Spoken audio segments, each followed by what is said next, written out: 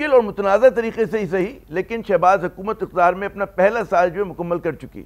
नाक़दीन के बढ़ते हुए इल्ज़ामात और इतराज़ात अपनी जगह, लेकिन शहबाज हुकूमत भरपूर तरीके से अपनी कामयाबियों का ढंडोरा पीटती दिखाई दे रही है।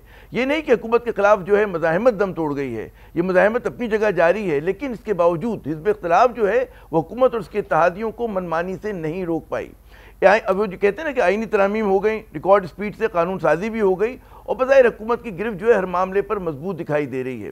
तहरीक इंसाफ मौजूद है, उसकी मकबूलियत भी बाकी है, लेकिन हुकूमत ने सही या गलत तहरीक इंसाफ के लिए सियासी मैदान जो है वो तंग कर दिया है और बज़ाहिर हुकूमत और इसके जो मुखालफिन की लड़ाई में एक जमूद की कैफियत जो है वो तारी है।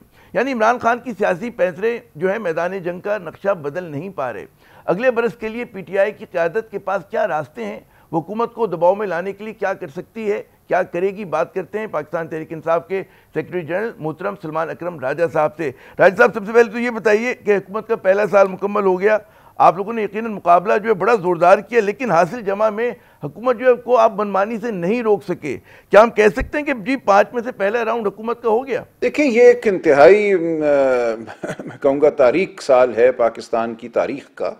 ये एक साल इस हुकूमत ने कैसे गुजारा है, फस्तायत के ज़रिए इलेक्शन को लूट कर, अदलिया पर हमला करके, अदलिया को मगलूब कर कर, सहाफ़ती बरादरी का गला घोंट कर, पीका के ज़रिए नहत्ते शहरियों पर गोलियां बरसा कर 26 नवंबर को, उससे पहले जो वाक़यात होते रहे पूरे पंजाब में, जो एक माहौल रहा, सिर्फ पंजाब में नहीं बाकी जगह भी, लेकिन बिलखुसूस पंजाब में घरों को तोड़ा गया, चादर चार दीवारी को पामाल किया गया, 9 मई के बाद जो कुछ हुआ, तो ये सब मामला कोई ऐसा नहीं है कि जिस पे आप इत्मीनान का इजहार कर सकें या आप कह सकें कि हुकूमत कामयाब हुई। ये हुकूमत की बदतरीन नाकामी है, इस रेजीम की बदतरीन नाकामी है कि इनको शराफत, आइन, कानून, हर एक को, हर चीज को तार तार करना पड़ा सिर्फ इक़्तिदार से जुड़े रहने के लिए। ये जो आपने शिकायत गिनवाई है, यकीनन अरसे से आप लोग कर रहे हो, मुसलसल कर रहे हैं, लेकिन एक वो कहते हैं ना कि अमली सियासत की अपनी तल्ख हकीकतें होती हैं और उसमें एक हकीकत ये होती है कि जनाब मतलब है कि सियासत में अहमियत कुर्बानी से ज़्यादा इस बात की होती है कि जनाब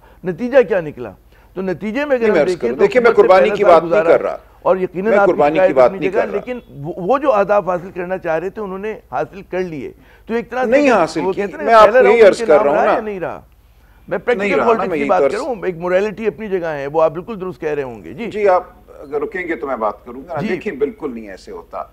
ये नहीं होता कि आप चढ़ दौड़ें अपने लोगों पर और एक साल गुजार लें और आप कहें मैं फाते हो गया, ऐसे नहीं होता। आप खोपड़ियों का मीनार बनाकर फाते नहीं बनते। तारीख इसकी गवाह है कि जिस किसी ने खोपड़ियों का मीनार बनाया वो जिल्लत की खाइयों में जाके गिरा, तारीख में भी नीस्तो नाबूद हुआ, उसकी जो इमारत थी वो ज़्यादा देर खड़ी नहीं रही।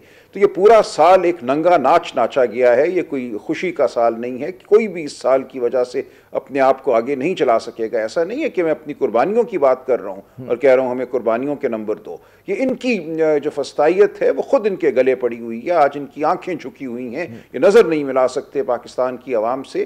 तो ये शिकस्त का साल है जिसको ये माशी तरक्की कह रहे हैं। वो क्या है, IMF ने कुछ पैसे डाल दिए आपके कासे में, कुछ और दोस्त मुल्कों ने आपकी तरफ कुछ सिक्के फेंक दिए, उसकी वजह से फॉरेन एक्सचेंज रिजर्व में कर्ज का पैसा जो है उसको अपना पैसा बताया जा रहा है। ये नहीं है कि हमारी कोई बरामदात बहुत बढ़ गई, हमने दुनिया से कुछ कमा लिया, ऐसा नहीं है कि गुर्बत में कमी आई। 2 करोड़ लोग इस अरसे में खते गुर्बत से नीचे गए हैं। ये हुकूमत के आदाद शुमार हैं, स्टेट बैंक के आदाद शुमार हैं।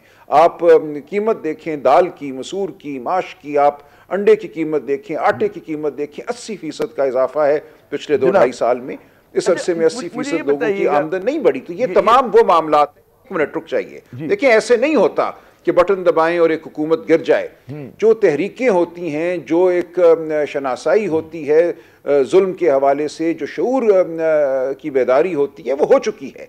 ये लावा पकता है और ये लावा बिलाखिर सामने आता है। इसमें जमा खातिर रखनी चाहिए। ये कोई T20 का मैच नहीं है कि रोज आपको उसका नतीजा मिल जाए। बिल्कुल आपने दुरुस्त कहा, अमल है जो जारी और सारी है। टेस्ट मैच होती है, लेकिन ये जो एक सियासी स्टेलमेट तो है, एक जमूद तो है, मतलब है, तो आप लोग इस जमूद को तोड़ने के लिए क्या कोई जमूद नहीं है। देखें, कोई जमूद नहीं है। हुकूमत अपने बोझ तले गिर रही है, हर रोज शर्मसार है। हम गुफ्तगू कर रहे हैं सियासी जमातों से। सिंध इस वक्त सरापा एहतजाज है, हम होकर आए हैं वहाँ से। जिस तरीके से ये नहरों का मंसूबा बनाया गया है, सिंध की आवाम को इससे बाहर रखा गया है, उनकी तशवीश को सुना नहीं गया। बलूचिस्तान में जो सूरत हाल है, जो खैबर पख्तूनख्वा में अब मामलात हाथ से निकलते नज़र आते हैं, तो यहाँ कुछ भी ठीक नहीं है। ये एक ऐसा मौका है जब हर मुहिब वतन को, हर जमहूरियत पसंद को, हर उस शख्स को जो शराफत चाहता है ज़िंदगी में, इकट्ठा होना होगा। कोई PTI पे एहसान नहीं करेगा। हमने सब जमातों को दावत दी है कि हमारे साथ चलो, आपस में चलो, अपने साथ चलो, अपने अवाम के साथ होगा, और ये होगा, आप देखेंगे। जी, हुकूमत के जो ज़राए उनका कहना है जी हमने 1 साल बुरा भला निकाल दिया, और वो समझते हैं कि जी हमने 1-2 बरस और निकाल दिए। ये उनकी मैं बात करूँ कि हुकूमत के जो दावे, उनके ज़राए जो हैं, तो जनाब मतलब है कि हम अपनी चीज़ें मनवा लेंगे, और PTI या हिज़्ब इख्तिलाफ जो है वो ठीक एहतजाज करी, लेकिन 2-3 बरस के बाद जो है गालिबन उसकी वो रेलेवेंस ना रहे, क्योंकि हमारी अपनी कारकर्दगी माशाअल्लाह इतनी अच्छी हो जाएगी। ये तो उनकी सोच है ना। जी जी, देखिए ये तो उनकी सोच है, हम इसका मुकाबला करेंगे। देखें ये उनकी सोच है, इसका मुकाबला आपको भी करना है, मुझे भी करना है। हमने सिर्फ साइड लाइन्स पे बैठकर मुबस्सिर नहीं बने रहना। ये हमारे खिलाफ एक ताना है ना, हम पर एक तोहमत है कि हमने तुम्हारा इलेक्शन लूटा, तुम्हारी आवाज़ दबाई, हमने पीका बनाया, तुम्हारा गला घोंटा, लेकिन हम निकाल लेंगे 3 साल और तुम गैर मौसर हो जाओगे, गैर मुतल्लिक हो जाओगे, गैर अहम हो जाओगे। तो क्या हमने बैठकर ये तमाशा देखना है या इसमें अपना हिस्सा डालना है मुदाफ़ियत में? ये फैसला पाकिस्तान के हर फर्द को करना है। असल मामला ये नहीं है कि आप और मैं जीतेंगे या नहीं जीतेंगे। असल मामला ये है कि आप और मैं कोशिश करेंगे, तगोदो करेंगे या नहीं करेंगे, मुस्तैद के खिलाफ खड़े होंगे या नहीं होंगे। हम खड़े होंगे। दुरुस्त। मैं कह रहा हूँ अगले बरस से मेरी मुराद है कि जो अगला अब हुकूमत का है 4 मार्च से जो शुरू हुआ है, अगले बरस के लिए आप लोगों की क्या हिकमत अमली में क्या बड़ी तब्दीली होगी? कोई नया मतलब है, आप लोग रास्ता अपने लिए वज़ा करेंगे? जी देखिए, रास्ता तारीख का एक ही होता है, वो हक सच का रास्ता होता है। अगर तारीख पे आपने नज़र डाली है, अवाम फैसला करते हैं, वो लम्हा आ जाता है जब मामलात बदल जाते हैं, तारीख अंगड़ाई लेती है। वो बांग्लादेश हो, वो ट्यूनिस हो, वो कोई और मुल्क हो, ये लम्हा आके रहता है। फस्तायत नहीं रहती। जो फस्तायत के दिलदादा हैं, जो अपनी गारों में खुश बैठे हैं, एक दिन उनके ऊपर वो गारें तंग हो जाती हैं। ये बिल्कुल हुआ है। अयूब खान साहब का आप दौर देखिए, सरताज अजीज़ साहब की किताब पढ़िए, वो कहते हैं हम बड़े खुश थे, बहुत तरक्की हो रही। वो प्लानिंग कमीशन में थे उस वक्त, और एक दिन पता चला कि कुछ भी नहीं है हमारे पास, सब कुछ फट के हमारे चेहरों के ऊपर आके मलबा गिरा। तो ये होता है, तारीख में बार बार ये हुआ है और ये होगा। अच्छा, अब एक और सवाल इससे जुड़ा हुआ कि जो इत्तेहाद बनाने की आपकी कोशिशें, ज़ाहिर है कि सभी लोग ये सवाल आपसे कर रहे हैं, आपको लगता है कि जो बेल है ये रमज़ान में मंडे चढ़ जाएगी? आप लोग जो है उसको वाकई कहते हैं ब्रॉडर अलायंस की जो कोशिशें हो रही हैं वो वाकई पूरी हो सकेंगी या उसमें भी कुछ चैलेंजेस हैं? देखिए, मुझे उम्मीद है, मेरा ख्याल है हो जाएगा, लेकिन इसमें भी कोई ऐसी वो अफरा तफरी और जल्दबाजी की बात नहीं है। इसमें मामलात होते हैं, इलाकाई सियासत के मामलात होते हैं, इसमें माजी है, इसमें मुस्तकबिल के बारे में सोच है।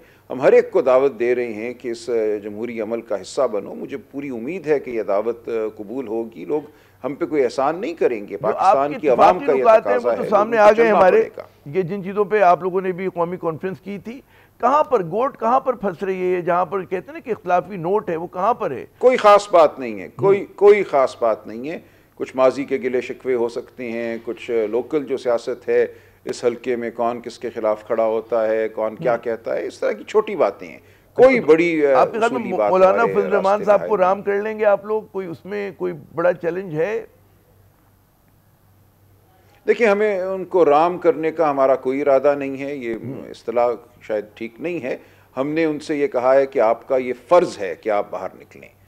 हम उनको सिर्फ याद करा रहे हैं, सिर्फ उनको हम एक तरह से दावत दे रहे हैं कि जो इस लम्हे का तकाज़ा है उस तकाज़े को पूरा करें।